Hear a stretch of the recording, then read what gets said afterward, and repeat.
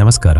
ಭಗವದ್ಗೀತೆಯ 3ನೇ ಅಧ್ಯಾಯಕ್ಕೆ ಸ್ವಾಗತ. ಹಿಂದಿನ ಅಧ್ಯಾಯದಲ್ಲಿ ಕೃಷ್ಣ ಆತ್ಮದ ಬಗ್ಗೆ, ಬುದ್ಧಿಯ ಬಗ್ಗೆ ಹೇಳಿದ್ದ. ಆದರೆ ಅರ್ಜುನನಿಗೆ ಅದರಿಂದ ಗೊಂದಲವಾಯಿತು. ಒಂದು ಕಡೆ ಜ್ಞಾನ ಶ್ರೇಷ್ಠ ಅಂತೀಯ, ಇನ್ನೊಂದು ಕಡೆ ಈ ಘೋರವಾದ ಯುದ್ಧ ಮಾಡುವಂತೀಯ ಅನ್ನೋ ಪ್ರಶ್ನೆ ಅವನಿಗೆ ಬಂತು. ಇಲ್ಲಿ ಅರ್ಜುನ ಕೃಷ್ಣನನ್ನ 2 ವಿಶೇಷ ಹೆಸರಿನಿಂದ ಕರೀತಾನೆ. ಅದೇ ಜನಾರ್ದನ ಮತ್ತು ಕೇಶವ. ಇದರ ಅರ್ಥ ಏನು? ಬನ್ನಿ ನೋಡೋಣ. ಇದು ಭಗವದ್ಗೀತೆ ಅಧ್ಯಾಯ 3 ಕರ್ಮಯೋಗ. ಅರ್ಜುನ ಕೇಳ್ತಾನೆ, ಹೇ ಜನಾರ್ದನ, ಕರ್ಮಕ್ಕಿಂತ ಜ್ಞಾನ ಅಥವಾ ಬುದ್ಧಿ ಶ್ರೇಷ್ಠ ಅನ್ನೋದಾದ್ರೆ ನನ್ನನ್ನು ಯಾಕೆ ಈ ಘೋರವಾದ ಯುದ್ಧಕ್ಕೆ ತಳ್ತಾ ಇದ್ದೀಯಾ? ಕೇಶವ, ನಿನ್ನ ಈ ಮಿಶ್ರವಾದ ಮಾತುಗಳಿಂದ ನನ್ನ ಬುದ್ಧಿ ಕೆಟ್ಟು ಹೋಗ್ತಿದೆ. ಇಲ್ಲಿ ಜನಾರ್ದನ ಅಂದ್ರೆ ಏನು ಗೊತ್ತಾ?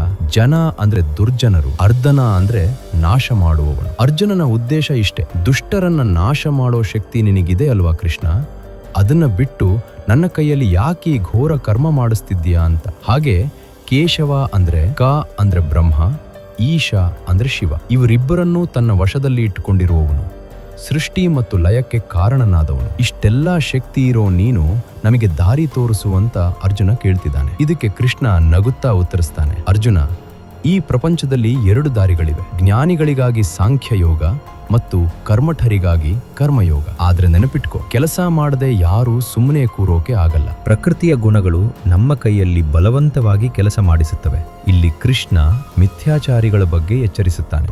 ಯಾರು ಹೊರಗಡೆ ಕೆಲಸ ಮಾಡೋದನ್ನ ಬಿಟ್ಟು ಸನ್ಯಾಸಿ ತರ ಕೂತು ಮನಸ್ಸಿನಲ್ಲಿ ಮಾತ್ರ ವಿಷಯಗಳ ಬಗ್ಗೆ ಯೋಚನೆ ಮಾಡ್ತಿರ್ತಾರೋ ಅವರು ಮಿಥ್ಯಾಚಾರಿಗಳು, ಅಂದ್ರೆ ಡೋಂಗಿಗಳು. ಅದಕ್ಕೆ ಅರ್ಜುನ, ನೀನು ನಿನ್ನ ನಿಯತ ಕರ್ಮವನ್ನ ಮಾಡು. ಯಜ್ಞದ ಭಾವದಲ್ಲಿ, ಅಂದ್ರೆ ಸ್ವಾರ್ಥ ಇಲ್ಲದೆ ಮಾಡುವ ಕೆಲಸ ನಮ್ಮನ್ನ ಬಂಧಿಸಲ್ಲ, ಬದಲಿಗೆ ಮುಕ್ತಿ ಕೊಡುತ್ತೆ. ನಂತರ ಕೃಷ್ಣ ಸೃಷ್ಟಿಯ ಚಕ್ರದ ಬಗ್ಗೆ ಹೇಳ್ತಾನೆ. ಇದನ್ನ ನಾವು ವಿಜ್ಞಾನದ ದೃಷ್ಟಿಯಿಂದಲೂ ನೋಡಬಹುದು. ನೋಡು ಅರ್ಜುನ, ಜೀವಿಗಳು ಅನ್ನದಿಂದ ಬದುಕುತ್ತವೆ. ಅನ್ನ ಮಳೆಯಿಂದ ಬರುತ್ತೆ, ಮಳೆ ಯಜ್ಞದಿಂದ ಬರುತ್ತೆ. ಇದರ ಅರ್ಥ ಏನು ಅಂದ್ರೆ, ಸೂರ್ಯನ ಶಕ್ತಿ ಸಮುದ್ರದ ನೀರನ್ನ ಆವಿಯಾಗಿಸಿ ಮಳೆ ತರಿಸುತ್ತೆ. ಆ ಮಳೆ ಭೂಮಿಗೆ ಬಂದು ಅನ್ನ ನೀಡುತ್ತೆ.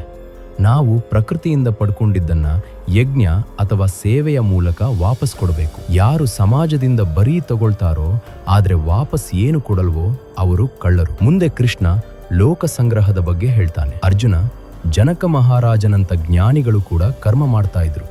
ಯಾಕೆ ಗೊತ್ತಾ? ಸಮಾಜಕ್ಕೆ ಮಾದರಿಯಾಗಲು. ಶ್ರೇಷ್ಠ ವ್ಯಕ್ತಿ ಏನನ್ನ ಮಾಡ್ತಾನೋ ಸಾಮಾನ್ಯ ಜನ ಅದನ್ನೇ ಫಾಲೋ ಮಾಡ್ತಾರೆ. ನನ್ನನ್ನೇ ನೋಡು ಪಾರ್ಥ, ನಾನು ತ್ರಿಲೋಕದ ಒಡೆಯ. ನನಗೆ ಪಡ್ಕೋಬೇಕಾದ್ದು ಏನೂ ಇಲ್ಲ. ಆದ್ರೂ ನಾನು ಕ್ಷಣ ಬಿಡುವಿಲ್ಲದೆ ಕೆಲಸ ಮಾಡ್ತೀನಿ. ಯಾಕಂದ್ರೆ ನಾನು ಸುಮ್ಮನೆ ಕೂತರೆ ಇಡೀ ಪ್ರಪಂಚನೇ ದಾರಿ ತಪ್ಪ. ಅರ್ಜುನನಿಗೆ ಒಂದು ಅದ್ಭುತವಾದ ಡೌಟ್ ಬರುತ್ತೆ. ಕೃಷ್ಣ ಮನುಷ್ಯನಿಗೆ ಇಷ್ಟ ಇಲ್ಲದೆ ಇದ್ರು ಯಾರೋ ಬಲವಂತ ಮಾಡದ ಹಾಗೆ ಪಾಪ ಮಾಡ್ತಾನಲ್ಲ, ಅದಕ್ಕೆ ಪ್ರೇರಣೆ ಯಾರು? ಇದಕ್ಕೆ ಕೃಷ್ಣ ಕೊಡೋ ಉತ್ತರ ತುಂಬಾನೇ ಮುಖ್ಯ. ಅರ್ಜುನ, ಅದಕ್ಕೆ ಕಾರಣ ನಿನ್ನ ಒಳಗಡೆ ಇರೋ ರಜೋಗುಣ. ಅದೇ ಕಾಮ ಮತ್ತು ಕ್ರೋಧ, ಅಂದ್ರೆ ಅತಿಯಾದ ಆಸೆ ಮತ್ತು ಕೋಪ. ಇದೇ ಮನುಷ್ಯನ ಮಹಾವೈರಿ. ಹೇಗೆ ಬೆಂಕಿಯನ್ನ ಹೊಗೆ ಮುಚ್ಚಿತೋ, ಕನ್ನಡಿಯನ್ನ ಧೂಳು ಮುಚ್ಚಿತೋ, ಅಥವಾ ಗರ್ಭದಲ್ಲಿರುವ ಮಗುವನ್ನ ಚರ್ಮ ಮುಚ್ಚಿತೋ, ಹಾಗೆ ಈ ಕಾಮ ಅನ್ನೋದು ನಿನ್ನ ಜ್ಞಾನವನ್ನ ಮುಚ್ಚಿ ಹಾಕಿ. ಇಂದ್ರಿಯಗಳು, ಮನಸ್ಸು ಮತ್ತು ಬುದ್ಧಿ ಇವುಗಳ ಮೂಲಕ ಆಸೆ ನಿನ್ನನ್ನ ಆಟ ಆಡಿಸುತ್ತೆ. ಅದಕ್ಕೆ ಅರ್ಜುನ, ಮೊದಲು ನಿನ್ನ ಇಂದ್ರಿಯಗಳನ್ನ ಕಂಟ್ರೋಲ್ ಮಾಡು. ಜ್ಞಾನದ ಕತ್ತಿಯಿಂದ ಈ ಕಾಮ ಎನ್ನುವ ಶತ್ರುವನ್ನ ಸಾಯಿಸಿ ಹಾಕು.